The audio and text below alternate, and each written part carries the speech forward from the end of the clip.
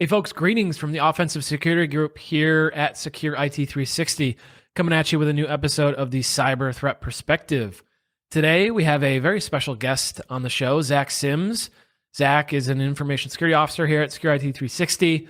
Does all sorts of interesting and awesome security assessments and engagements, and I'll let him introduce himself shortly. So that is our show today. Zach, how you doing? Welcome to the show. Pretty good. Thanks for having me on, Spencer. Yep, I'm a information security officer here with Secure IT 360. I've been working in this field a long time. Touched many different industries.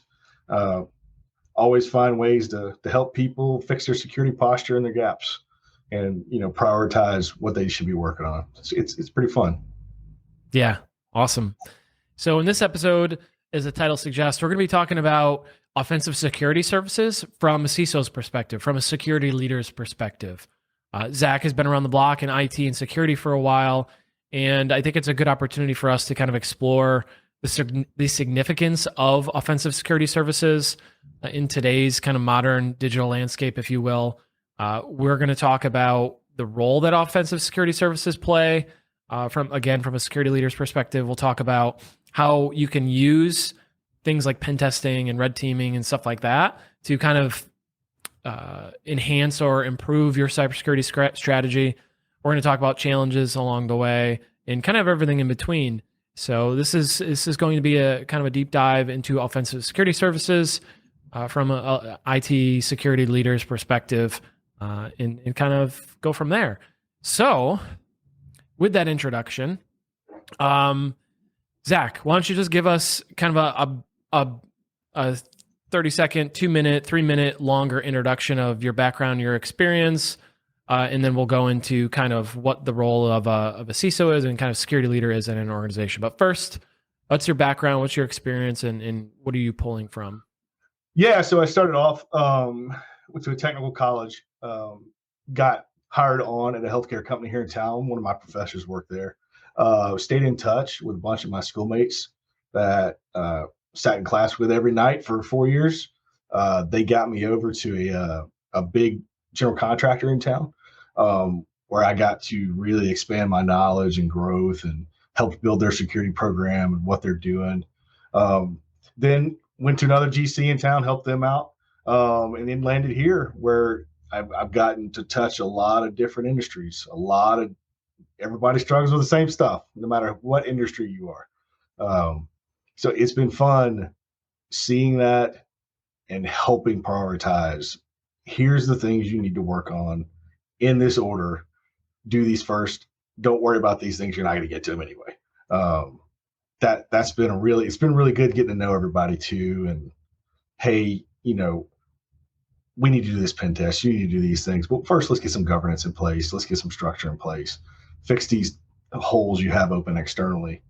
And then we can go from there kind of with a plan moving forward. And we can help you build that plan. We can help you budget that plan.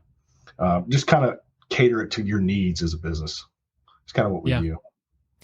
Yeah, great. And you mentioned a lot of things that I want to touch on. One of those is priority, responsibilities. So what's the role of a CISO, of a security leader in an organization? What are they trying to achieve? What are their goals? What is their mission? Yeah, from my point of view, their job is to know what the business does, know what makes the business run, and then build controls around that to protect that process. You have to balance usability with creating a brick, right? Because the only secure systems one turned off and buried in the ground is what I was always taught. So a business can't run like that. So you have to use common sense. You got to really know your business, and figure out ways to protect it. And that's mainly your role, is to set that security posture for your company. Yeah. And, one of the things that I think is interesting is kind of balancing the need for security versus the need for business and the need for users to do their job, right? Mm-hmm. What's your kind of perspective on kind of balancing those priorities? It comes down to who's got the pull. Usually, let's say a law firm. The partners are going to want to do what the partners want to do until they get hit with an incident. And that's almost to the T. Everybody I've seen and touched and heard, nothing really changes till there's an incident when money walks out the door. And then it's like, hey, that was my money. We need to take this more seriously instead of being more proactive. Yep. What's your advice? So in that situation, right? What's your advice for people who are like, well, I don't want to wait till that happens? What's your advice for kind of helping prioritize or helping articulate that or have that communication with leadership to say, hey, let's get in front of this stuff now, as opposed to dealing with it retroactively or, after something bad happens? Yeah, that can be hard to do because, IT and security looked at a spend. There's no profit there, but you can do your research. You can show some numbers. But a good thing that I like to push is the penetration testing as a way to fail safely. Like, use the good guys to find what's broken and what would have happened had we been hacked. I mean, I talk to every client about that. Like, this makes the most sense if you're going to spend some money, is do this. Yep. And a lot of it comes from compliance, and a lot of insurance companies are requiring it now. But there's different types of pen tests, and I think some are more valuable than others. Yep. Yeah, and I mean, you're a natural podcast host. I mean, you segued perfectly into the next thing I wanted to mention was, so offensive security services. This is about, IT security leaders' perspective on offensive security services. So the services that we're talking about, right, Zach, are penetration tests. So external penetration tests, right? Attack surface. How can I get in? How can I hurt you from the external footprint? Internal pen test, right? How can I do bad things once I've already gotten in as an attacker? Web app pen tests and mobile and maybe physical, purple teams, red teams, social engineering, phishing engagements, anything that's kind of attack type oriented services are things that we can consider offensive security services. What are your general kind of high level thoughts? And then we're going to kind of double click deeper into this topic, but general high level thoughts about using offensive security services to kind of bolster your security program. I think it is absolutely imperative. You have to do the blue teaming, the red teaming, the internal penetration test. I know some insurances require an external penetration test once a year. Yeah, but what is that really? That's a false sense of security. I want to know if my technical controls are working. I want to know how far can Spencer get in the environment. And the other advantage that I've seen you do greatly is you teach on the way. Like, you help educate. Hey, here's how I did this. Go fix this right now. This is important. I think the internal penetration test is by far one of the most valuable things you can do, even more so than the external pen test, even though that you need to know if you got holes outside, because that's how they're going to get in. But I would say once they're inside, do you have the technical controls in place to stop them? Yep. And are your controls configured and working how you think they should be working? Yep. So it's more validation of what you've already spent. Yep. So what are some of the other things that are important to you, right? So validating those controls makes sense to me, and I think that's an important piece. As a security leader, what else are you worried about, or not necessarily worried about, but what else as a security leader are you thinking about when you're procuring these services, right? Like, you're going to go get a pen test. What are you hoping to accomplish from this? Like, what are you looking for out of this? What are you hoping, what are your expectations out of that? So there's two different things I want to branch off into with that. The first one is, how's the team going to react? What are they going to do? Are they going to follow the plan? Is there a plan? When the house is on fire, you just have to be react. Your muscle memory's got to be there. We often see that when we tabletop is that muscle memory's not there. So people run around like crazy, and it gets worse and worse and worse. That is one of the things I want to see, is the temperament of the team. How do they come together? How does everybody help each other? How do they communicate? How do the executives communicate? Is everything just pushed down their throat? And the second part, it gives me an opportunity when I'm doing a gap assessment.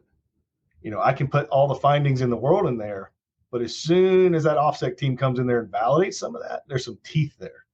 And they really do believe what we tell them at that point. Like, oh, these guys do know what they're talking about, even though we didn't do anything technical. We still looked at the process and saw that it was flawed and broken, you know. And that's where I see a tremendous benefit.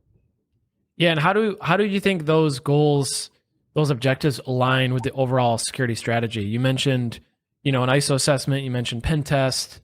Those are two sides of a very important coin. Obviously, the GRC stuff is just as important as the technical assessments. How do you think, specifically, how do you think the offensive security services can kind of help align or kind of overall help the strategy as a whole, either inform it, make it better, improve it, kind of see around corners, that kind of thing?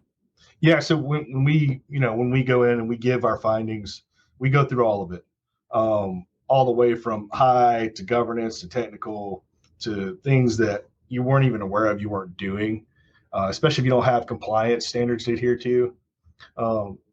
Offensive, what I like to see is we do that. Let's go fix some things. Let's see if the controls we just recommended and put in place are working. You guys find some holes in them. Find where we're blind. What do we not know? We don't know, because we can assume a lot of things. But you all have that ability to think around the controls that are in place that a lot of people don't think about. And it's very interesting. When you're a network guy, you're only thinking about network. Yep. But you don't think about the servers that are on your network. Yep. So let's say you're a CISO, right? You get this report, Yeah. and it's like, yeah, you have all these controls in place, but we were able to bypass X, Y, and Z. We were able to get to this. We were able to get to that. What's your reaction to that? As a security leader, and how do you kind of reconcile the fact that you guys are trying really hard, you're doing what you can, and like you're investing, and then here's this report. It's like all these things that's wrong. How do you reconcile the efforts you're doing versus how much more you need to invest, to improve things? Yeah. So I think all your findings are just opportunities, opportunities for growth and knowledge, and getting better. Even as just a person, you can get better with that knowledge. That the plan has always got to adjust. What's that rule of Battlefield? Throw it as soon as you hit the ground. Throw the plan out the door. Mm-hmm. So you can plan all you want until you go through it. You're not really going to know what you're doing, and that's where just having high-level processes in place make more sense than having these detailed procedures, because not every incident is the same. Yep. And I think that's where the value in what you all do is, especially with the purple teaming, and where you sit down with the people and you go through it with them. Yeah, it's a good point. And I'm curious, can you point to any specific examples, or do you have any specific feedback or advice or ideas on specific benefits as a result of offensive security services? The obvious is, hey, we found something really bad and we helped you fix it. But what are some of the, the benefits that you can think of that come as a result of these things, like pen tests, purple teams, all these, types of engagements? Yeah. So I'll give you an example of a client we both worked with a little while ago. I was going through an assessment with them. About in the middle of it, you were doing an internal pen test, and I've known them for a long time. They with the assessment, they're like, okay, yeah, we know these things. As soon as they saw what you were doing with built-in tools with Windows, it blew their mind. They were like, that's it? And I was like, yeah, that's it. That's how simple it is for them to own you. This is why you have to put these processes in place and these controls in place. It further validates what we already try to teach. Yeah. A good example of that too is something that I see very regularly is the Windows firewall isn't enabled for some reason, and it's specifically disabled, right, by a group policy. Well, if you're looking at hardening guidelines like CIS guidelines or benchmarks and stuff like that, the firewall is going to be enabled. SMB is going to be blocked on the firewall, and there's going to be controls that are tightened, and the wrench is just turned just a little bit. And when those aren't, the footprint internally is very different to an attacker. It's like putting blinders on attacker. If you turn the firewall on, you disable SMB, you do really good segmentation, like you put blinders on, right? The attacker can't see the whole network. They can't see things, so they can't attack it, right? But if you take those off, it's like you can see everything. You can go everywhere. You can be everything and see everything. And it just makes it so much easier for an attacker. And that's something that, would come up on a pen test and it would come up on an ISO assessment, right? Yep. Like, do you use hardening guidelines? Do you have the firewall enabled? And those are just things that an auditor or an assessor would look at, but they have a real tangible impact. And when you do a pen test, like you said, you see those things and you're like, oh, okay, the firewall's off. So I can, literally, if I have credentials, I can just pivot to all these machines just whenever I want or however I want. So to your point, yeah, I think it adds teeth and it complements those other assessments very well. And from your point of view, Spencer, I know we both don't work really IRs too much, but the more complicated you make it, more barriers you put in their way, how often they just be like, I'm out of here. I'm not dealing with this. I can go find an easier company.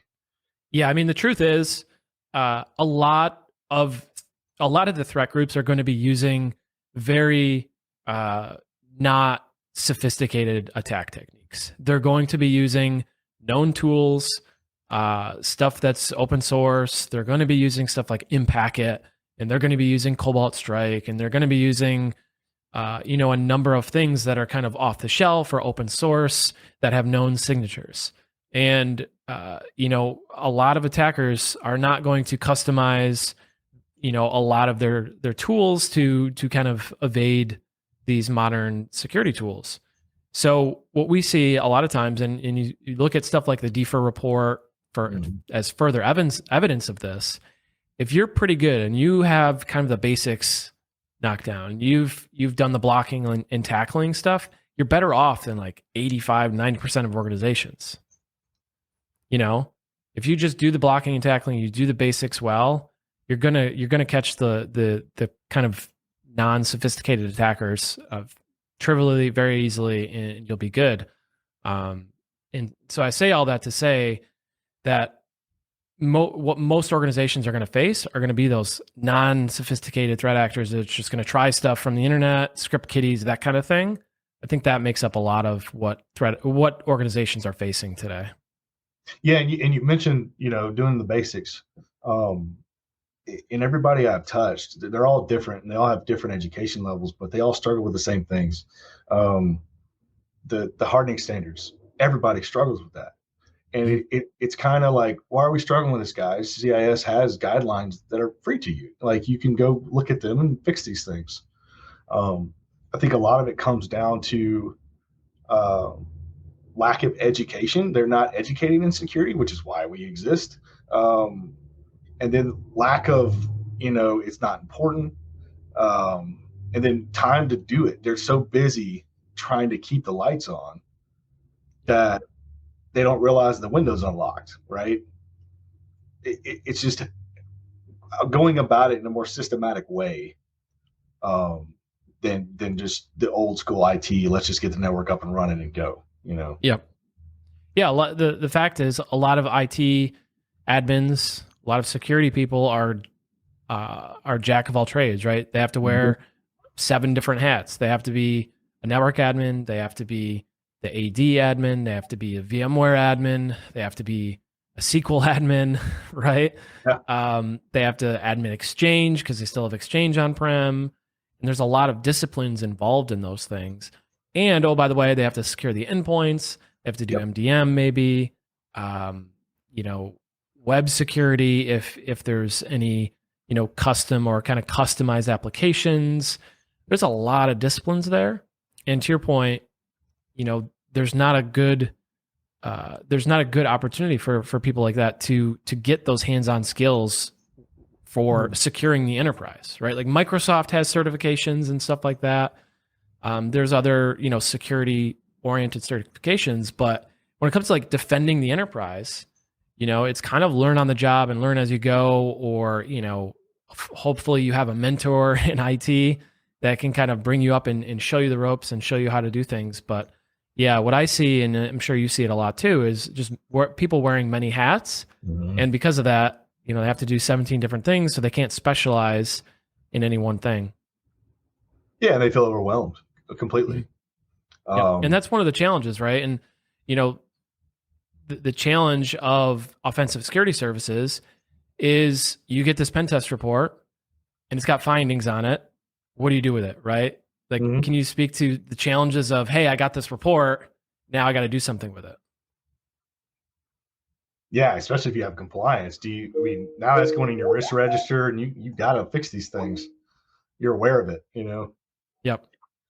So what are some of the other challenges you face or security leaders may face when it comes to pen tests, when it comes to these offensive security services? What are some of the other challenges people will face or do face, and kind of how do you kind of tackle those?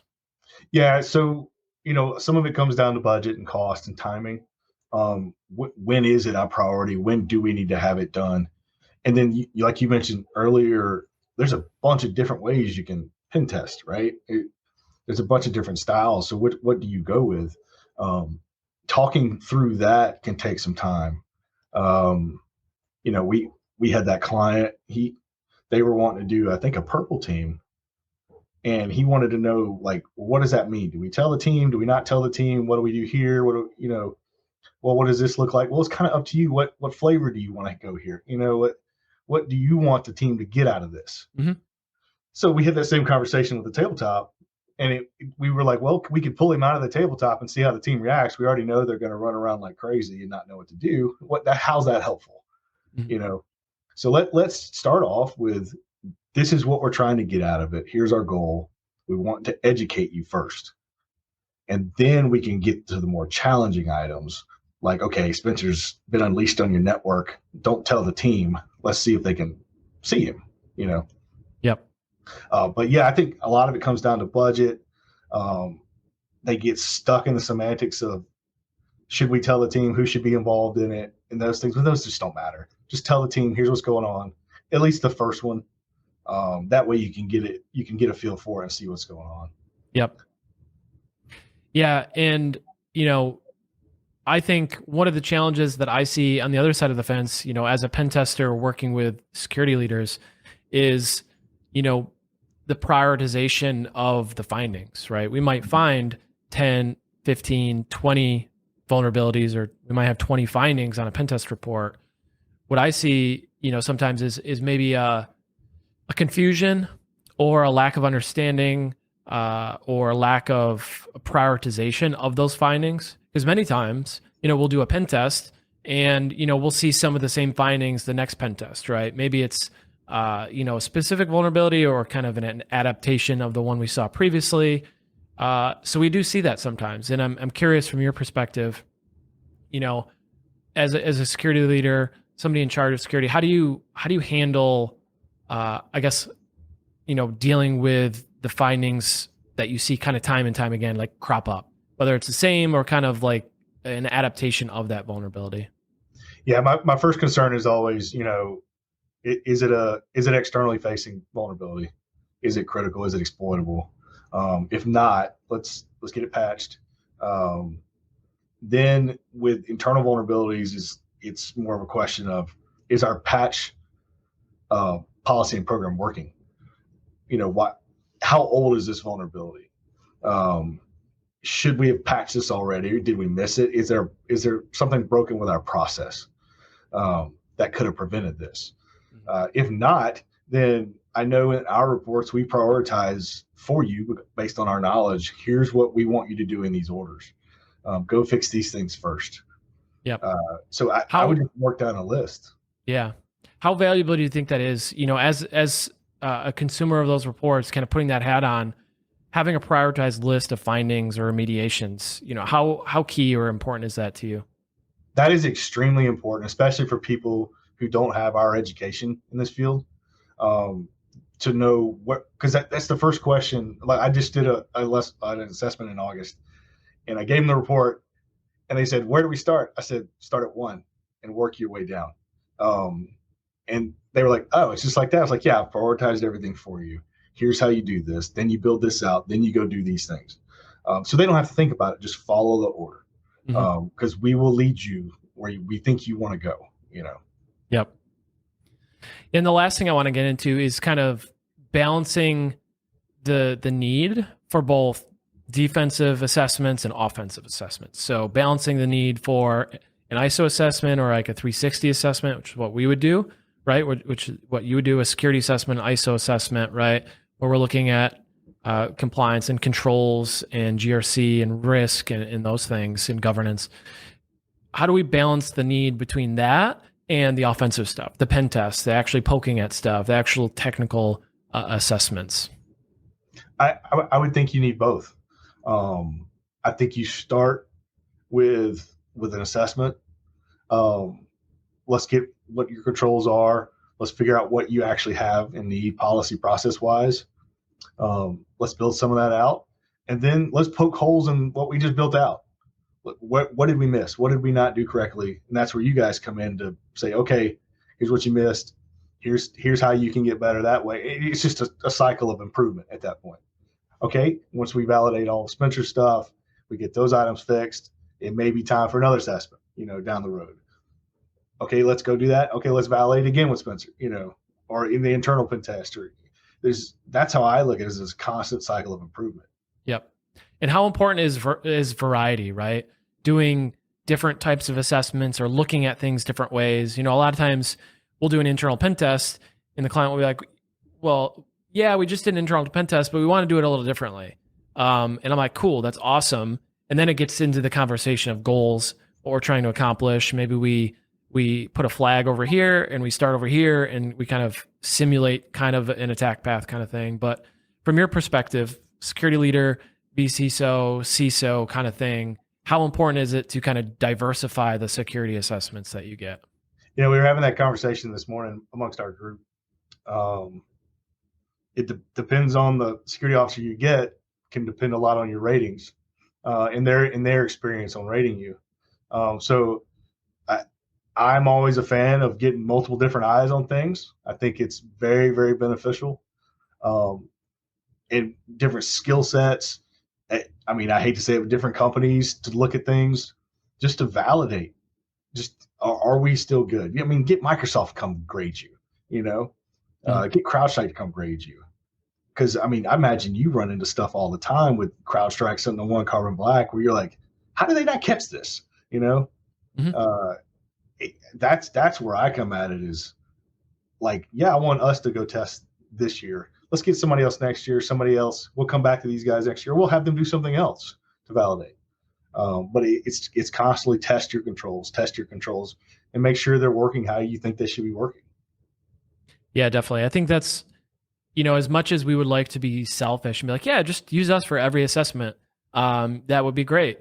As much as I would love to be biased, the truth is, variety and diversifying your security engagements and your assessments is vitally important, right? You need to have different eyes look at the problem. That's why that phrase exists. That's why there's that saying to, have more eyes looking at a problem, see it from different angles, right? See things from different perspectives. So I agree with you. I think it's super important to diversify how you look at a problem and how you secure your environment to get different perspectives, because how we do an internal pen test is not going to be the same as the XYZ company.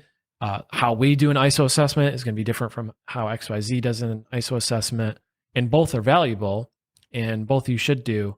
But to your point, looking at it from different angles, I think is important to have a well-rounded security program, right? If you're constantly looking at a problem from one angle, you're only looking at it from one angle, right? And it's important to be well-rounded. Yeah, and I would also add on to that, lean on your community, lean on your fellow CIOs, CISOs. They're more than willing to help you if you ask for help. Hey, I'm struggling with this. What did y'all do here to fix this? Everyone I know is more than happy. Like, well, we did it this way. Try it this way, or go talk to this person. Community is a big thing.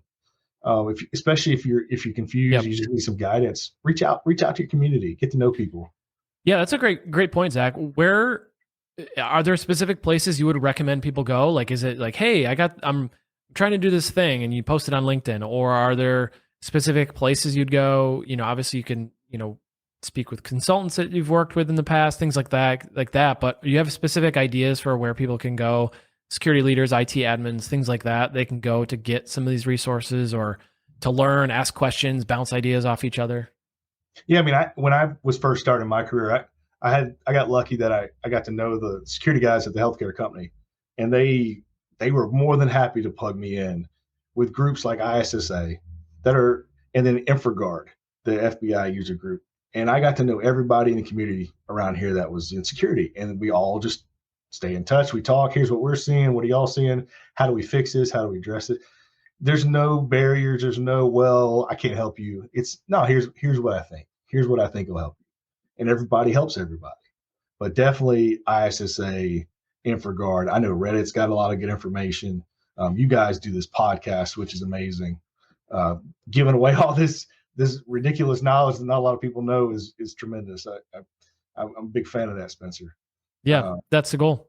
Yeah, you guys are doing great, but yet definitely get out there and meet people. You never know who's going to be able to help you with something you're trying to solve. Yeah. Yeah. And when you're sharing, I mean, you don't have to share specifics about your environment or anything like that. But, if you're looking to configure something, you're looking to, I don't know, buy a product or something, or get into a specific technology, ask people, go to ISA, meetings, go to InfraGard groups and ask there and stuff like that. And, people love sharing. That's one thing I love about the industry is there's no shortage of people that really enjoy just sharing their knowledge and the experience that they have and the wisdom that they have, and they do it for free, and they love doing it. So there's no shortage of those people. It's just a matter of finding them and finding a safe place to kind of talk about it, and talk about it in a way that doesn't hamper or infringe on anything internal that you're doing. Obviously, is a good thing. Yeah, you can never go wrong with community. Good. So parting words. We said a lot in this episode in the last 30 minutes or so. We wanted this to be about, what CISOs, what security leaders can kind of take away from offensive security services, what's important, what are the challenges, kind of how to think about these things. Is there anything else we missed? Anything else you want to mention or talk about in this discussion? Yeah, one of the things that stuck with me over my career, I got to work pretty closely with a director of safety at that general contractor. And he was always envious because, safety in their world is people die, people get hurt. So they have to have things like fall protection, things like that. He's like, well, you guys can fail safe. Nobody gets hurt. If you do these testings, these pen tests, these phishing simulations, fail safe. Don't let, our world is we're dealing with lives. You guys can do it right. That's what he kept harping on. Is he's so jealous that we can actually do it properly. Let the good guys find the holes so the bad guys don't. Yeah, well said. Awesome. Well, that's all the time we have for today. If you made it this far in the episode, Zach and I really appreciate you listening to us ramble on about security. We love this. This is what we do day in and day out, and we love sharing our perspective, our knowledge, our wisdom, and everything in between. We hope you got value from this episode. If you did, please share it, like, comment, rate, subscribe, and all that fun algorithm stuff. And be sure to check us out on offsec.blog. We post our podcasts there. We post blogs and all sorts of informative free content there. And check us out at securit360.com. We post stuff there. We have a link to our blog there. And of course, if you'd like to work with us, it's securit360.com if that interests you. And we release new episodes of this podcast every Wednesday. So I appreciate you all. Hope you got value, and we'll see you next time. Thanks, everybody.